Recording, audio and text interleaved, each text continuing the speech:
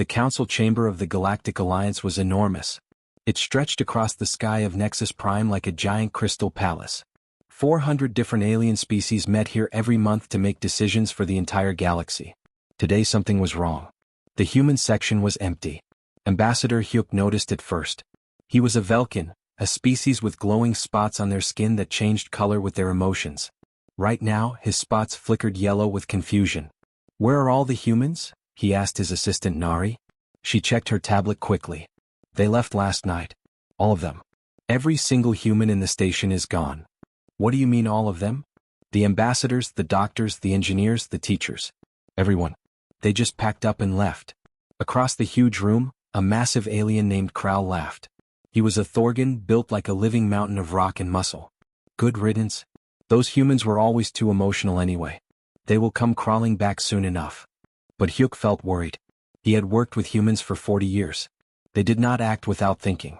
They planned everything carefully. This was not anger.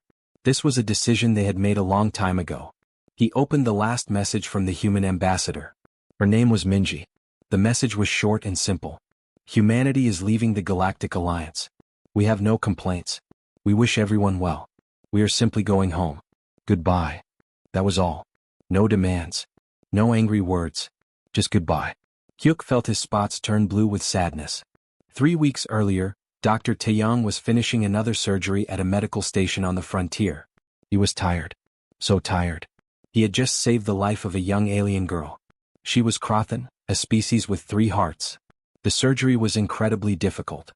Only 5 humans in the entire galaxy could do it. He washed his hands slowly, watching the water circle the drain. "Doctor?" His nurse Jaiwoo came to the door. "The family wants to thank you. They want to pay you with their life savings." "Tell them no," Taeyong said quietly. "Medical care should not cost everything a family has." Jaiwoo nodded, but she looked upset. "Did you hear about the council meeting last week?" "I was in surgery. They canceled your medical program. The one that has been saving lives out here for 3 years. They said the money was needed for more important things." Taeyong dried his hands very carefully. He did not trust himself to speak right away. "I see. That is all you will say?" "What else can I say? We stay. We work. We save lives. That is what we do. Whether they pay us or not. Whether they notice us or not." But that night, alone in his room, Taeyong looked at numbers he had been tracking for 5 years. Humans did 67% of all infrastructure maintenance in the galaxy. Humans created 52% of all new medical treatments. Humans solved 81% of all disputes between species. Humans performed 73% of all dangerous rescue missions in deep space.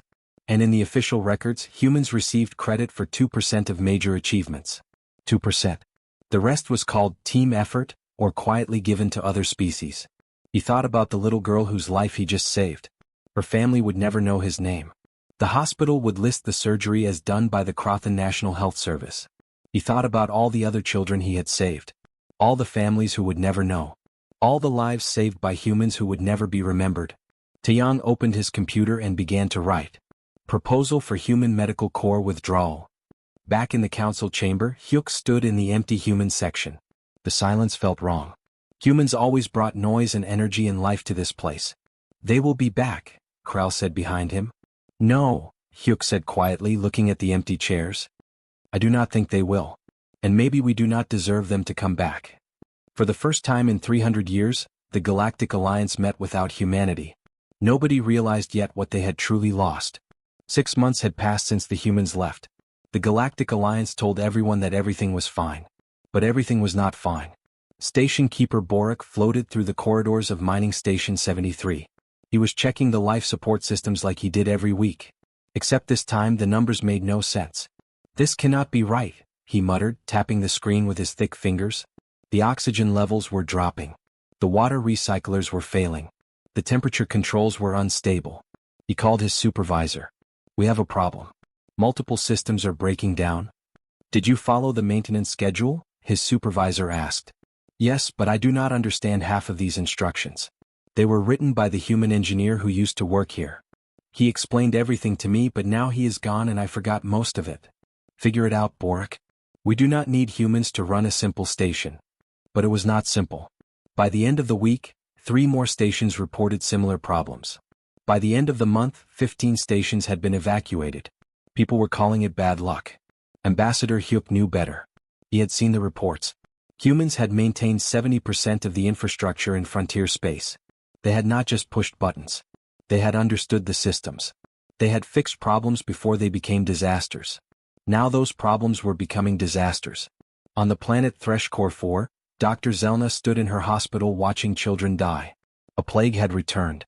The same plague that had been controlled for 20 years. The same plague that human doctors had contained with a special treatment protocol. "Where is the medication?" she demanded. "We have the medication," her assistant said. "But nobody knows how to use it properly. The dosage changes based on age, weight, and species. The human doctors had a formula. We cannot find it in any of our databases. Contact Earth. Ask them for help." We tried. They sent back a message saying all medical information is publicly available in the Alliance archives. And is it? Yes, but it is written in human medical terminology. We need human doctors to translate it. To teach us. Dr. Zelna looked at the sick children. "How many will die before we learn?" Her assistant said nothing. They both knew the answer. Too many. Ambassador Hyuk sat in his office reading report after report. A trade route had collapsed because human navigators had been the only ones who knew the safe paths through an unstable nebula. A peace treaty had fallen apart because humans had been the mediators who kept both sides talking. A rescue ship had been lost because no one else knew how to operate the advanced equipment humans had designed. His assistant Nari brought him another message. The Council wants to send a delegation to Earth. To negotiate. Negotiate what? The humans are not holding anything hostage. They simply left. The Council does not understand that. They think humans want something. Money. Power. Better positions. Hyuk felt his spots flash red with anger. The humans wanted respect. They wanted to be seen. They wanted someone to say thank you. And we could not even give them that. He pulled up the data files one more time. In the 6 months since humans had left, galactic productivity had dropped by 40%. Medical emergencies had increased by 60%. Infrastructure failures had tripled. Conflicts between species had doubled. And the Council still insisted everything was under control. Kral appeared on his video screen. "Hyuk, stop spreading panic. We are adapting. We do not need humans." "Really? Then why did your homeworld request emergency engineers last week? And why were you told none were available?" "That is temporary." Kral, listen to me. The humans were not just workers. They were the glue holding this alliance together. They connected all of us. They learned our languages, our customs, our needs. They built bridges between species who would never talk to each other otherwise. And we treated them like servants. They were well paid. They were invisible. Hyuk shouted. "Tell me, Kral. Can you name one human who saved your life? Who fixed your ship? Who taught your children?" Kral was silent. "I thought so," Hyuk said quietly. "We used them for 300 years and never learned their names." He ended the call and looked out at the stars. Somewhere out there, humanity was building something new. Something without the Galactic Alliance. And the Alliance was falling apart without them. 1 year had passed. The Galactic Council finally admitted they had a problem. They needed humans to come back. Ambassador Hyuk led the delegation. 5 ships carrying representatives from 20 different species traveled toward the Sol system. Toward Earth. Toward humanity's home. "We will offer them better trade deals," said Council Member Kral. "More positions of authority. Whatever they want." Hyuk said nothing. He knew it would not be that simple. As they approached the Sol system, alarms started beeping. The navigation officer looked confused. "Sir, there are defense platforms surrounding the entire system. Thousands of them." "Are they weapons?" Kral asked nervously. "No. They are barriers. Like a fence. We can get close but we cannot enter without permission." Hyuk felt his spots turn purple with sadness. Humanity had locked their door. He sent a message. "This is Ambassador Hyuk of the Velkin people. We request permission to speak with human representatives. Please. We need to talk." They waited 3 hours. Finally a response came. It was not a person. It was a recorded message. A human woman's voice, calm and polite. "Greetings to the Galactic Alliance. Humanity is currently focusing on internal development. We are not accepting visitors at this time. All communication should be sent through official channels. Thank you for understanding." "That is it." Kral exploded. "A recording? Not even a real person?" Hyuk tried again. And again. And again. Each time the same recording. Finally, after 2 days of requests, a live transmission came through. A human man appeared on the screen. He looked tired. His name tag said Captain Sunho. Ambassador Hyuk, he said. I remember you. You attended my daughter's graduation ceremony 5 years ago. You were the only non-human there. Sunho, please. We need to talk. The galaxy needs humanity. The galaxy had humanity for 300 years. I know we made mistakes, but people are dying. Stations are failing. We need your help. Sunho's expression did not change. Ambassador, let me show you something. The screen changed. It showed a memorial wall covered in names. Thousands and thousands of names. These are humans who died serving the Galactic Alliance, Sunho said quietly. Died in rescue missions. Died fixing dangerous equipment. Died protecting other species. Do you know how many memorial services the Council attended? Hyuk felt sick. How many? 3. In 300 years. 3 funerals. The rest of our people died as footnotes in reports. Their families received standard compensation packages and letters that did not even spell their names correctly. Sunho, I am sorry. Truly sorry. I believe you, Ambassador. But you are one person. One Velkin who learned to see us. The rest of the galaxy? He shook his head. They still do not understand what they lost. Then help us understand. Come back and teach us. No. Sunho's voice was firm but not angry. We are done teaching people who do not want to learn. We are done being invisible. We are done sacrificing our children so others can take credit for their work. Kral pushed forward. You are being selfish. People are dying because of your pride. People were dying before, Sunho said coldly. We just kept you from noticing. And do not lecture us about selfishness. Where were you when human colonies needed help? Where were you when we sent distress signals? We came every time you called. You ignored us every time we needed you. Hyuk pulled up an old file. Do you remember the Outer Rim medical crisis? 15 years ago? Your Dr. Taeyang saved my daughter. I sent him a personal thank you. Did he receive it? He did, Sunho said, and his expression softened slightly. He kept it. Said it was one of 3 personal thank you messages he ever received in 40 years of service. 3? He saved thousands of lives. Now you understand why we left. Hyuk looked at the memorial wall still displayed on the screen. All those names. All those lives. All those people the galaxy had forgotten. What can we do? He asked quietly. How can we make this right? Sunho was silent for a long moment. You cannot make it right, Ambassador. Some things cannot be fixed. But you can learn from it. You can remember us. You can teach the next generation to see the people who serve them. Will you ever come back? I do not know. Maybe in 100 years. Maybe never. Right now, we need to remember who we are without you. We need to build something for ourselves. The screen went dark. The delegation sat in silence as their ships turned away from the Sol system. Behind them, the defense platforms remained. Silent guardians protecting a species that had chosen themselves. 5 years had passed since humanity withdrew. The Galactic Alliance was dying. Not with war or violence. It was dying slowly, quietly, like a machine that had lost its most important parts. Ambassador Hyuk walked through the council chamber. Once it had been filled with 400 species, all working together. Now barely half the seats were occupied. Species that used to cooperate now avoided each other. Without humans to translate, to mediate, to bridge the gaps between different cultures, old suspicions had returned. The Krothan and the Thorgons had stopped speaking to each other entirely. For 200 years, humans had helped them communicate. Humans understood both species. They knew when a Krothan's silence meant respect and when a Thorgon's loudness meant friendship. Without humans to explain, every conversation became a misunderstanding. Every misunderstanding became an insult. Now they simply stayed away from each other. Nari brought Hyuk the weekly reports. Her spots were permanently gray now. The color of exhaustion. Another colony has been abandoned, she said. Station 47. The life support failed and nobody could fix it. 300 people evacuated. Casualties. 12. Mostly elderly and young children who could not survive the emergency transport. Hyuk added it to his private list. In 5 years, 73 stations had failed. 42 colonies had been abandoned. Over 15,000 people had died from preventable causes. All because nobody else knew how to maintain the systems humans had built. The Velkin Science Academy sent another request, Nari continued. They want to know if we have any human educational materials.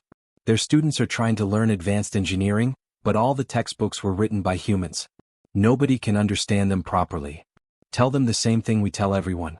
The information is available. Learning it is their responsibility. That is what the humans said to us. Yes, Hyuk said bitterly. And now we understand what they meant. Information without understanding is useless. In the medical district of Nexus Prime, Dr. Zelna trained a new generation of doctors. It was harder than she had ever imagined. For 300 years, doctors had relied on human colleagues to handle the difficult cases. Cross-species medicine, rare diseases, complicated surgeries. Now they had to learn it all themselves. Teacher, a young student asked, why did the humans not write down all their knowledge before they left? They did, Dr. Zelna said tiredly. They wrote thousands of medical texts, detailed procedures, complex formulas. But writing something down is different from teaching it. Humans did not just know the procedures. They understood why they worked. They could adapt when something went wrong. We are trying to memorize what they understood. How long will it take us to reach their level? Dr. Zelna looked at her young student and felt very old. Generations. Maybe 3 or 4 generations. If we work very hard and do not lose what we are learning. The student looked frightened. What do we do until then? We do our best. We save who we can. We accept that some people will die while we are learning. It was a horrible answer. But it was the truth. On a trading station near the Outer Rim, a young Thorgan named Kira sat with her grandmother. Her grandmother was telling her stories. Tell me about the helpers again, Kira asked. The humans? Oh child. They were special. When I was young, a human fixed our ship when we were stranded in space. He worked for 30 hours without stopping. When my father asked how much we owed him, the human just smiled and said friends do not charge friends. Were we friends with the humans? Her grandmother's expression became sad. We should have been. They treated us like friends. But we treated them like servants. We did not even learn their names. What was that human's name? The one who saved you. I do not remember. Nobody asked him. We just called him the human engineer. Her grandmother touched Kira's face gently. That is why they left, little one. We used them for 300 years and never learned their names. Will they ever come back? I do not know. But I hope that if they do, we will have learned to be worthy of them. Back in the council chamber, Hyuk stood alone. The massive room felt empty even when it was full. Without humans there was no energy. No innovation. No hope. His tablet beeped. A message from Earth. His heart jumped. But it was just an automated update. Humanity was willing to meet one final time. To discuss, as they said, closing remarks. Not a return. Not a negotiation. A goodbye. 10 years had passed. The meeting took place on a neutral station at the edge of human territory. The station was small, simple, and carefully maintained. Everything worked perfectly. It reminded the alien delegates of how stations used to function when humans ran them. Ambassador Hyuk led the galactic delegation. He was older now, his spots faded with age. Beside him sat Krau, Dr. Zelna, and representatives from 30 species. They all looked tired. 10 years of decline had worn them down. The human delegation arrived exactly on time. 5 people dressed in simple gray uniforms. Hyuk recognized one of them. Captain Sunho, older but somehow looking more peaceful than before. A human woman stepped forward. Her name badge said Ambassador Minji. The same woman who had sent the goodbye message 10 years ago. Thank you for meeting with us, Hyuk said carefully. We understand you are busy. We made time, Minji said. Her voice was polite but not warm. You said this was important. Krau spoke up, his voice urgent. We need humans to return to the Alliance. We are prepared to offer you significant concessions. Leadership positions. Control over infrastructure. Better compensation. Name your terms. Minji glanced at her colleagues. Something passed between them. Not words. Just understanding. Then she looked back at the aliens. We do not want those things, she said simply. Then what do you want? Dr. Zelna asked. Medicine? Technology? Territory?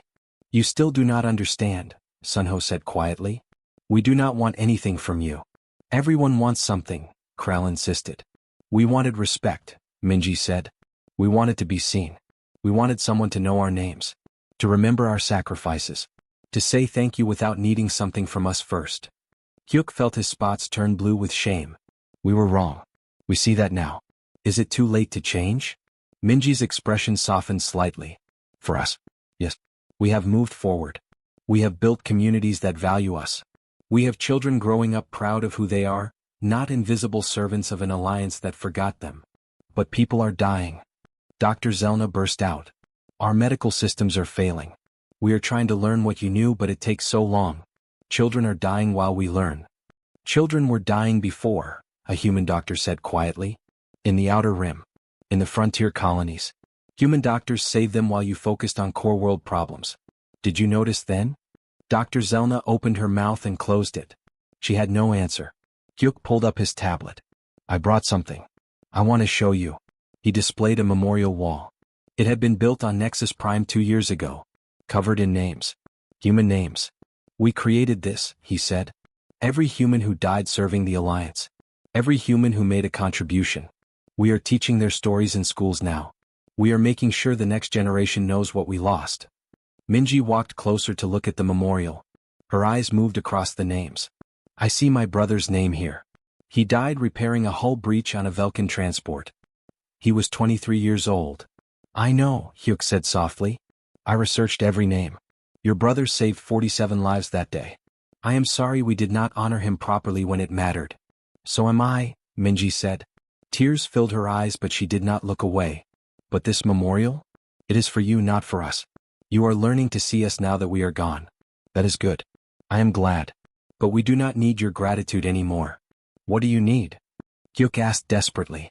Nothing. That is what I am trying to tell you. We do not need the Alliance. We are complete without you. Kral stood up angrily. This is pride talking. Foolish human pride. No, Sunho said calmly. This is self-respect. Something we lost while serving you. Something we found again when we left. Hyuk looked at each human face. They were not angry. They were not bitter. They were at peace. And somehow that hurt more than any accusation. Will you ever consider returning? He asked. Maybe in the future? Maybe when we have proven we have changed. Minji thought for a long moment. Maybe. In 100 years. Maybe 200. When the generation that took us for granted is gone. When new species grow up hearing our stories and learning our names. When someone chooses to be our partner not because they need us but because they value us. Maybe then. That is not a promise, Dr. Zelna said. No, Minji agreed. It is hope.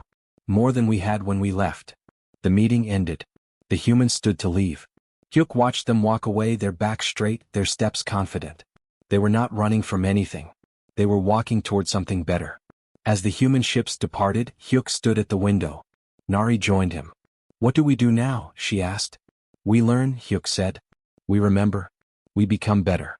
And maybe someday we become worthy of asking them back. Far away on Earth, children played in parks. Doctors healed their own people. Engineers built wonders. Artists created beauty. And for the first time in 300 years, humanity lived for themselves. They had left the galaxy quietly. No war. No wrath. No revenge. Only the quiet dignity of a people who finally chose themselves. And the galaxy they left behind could only watch and remember.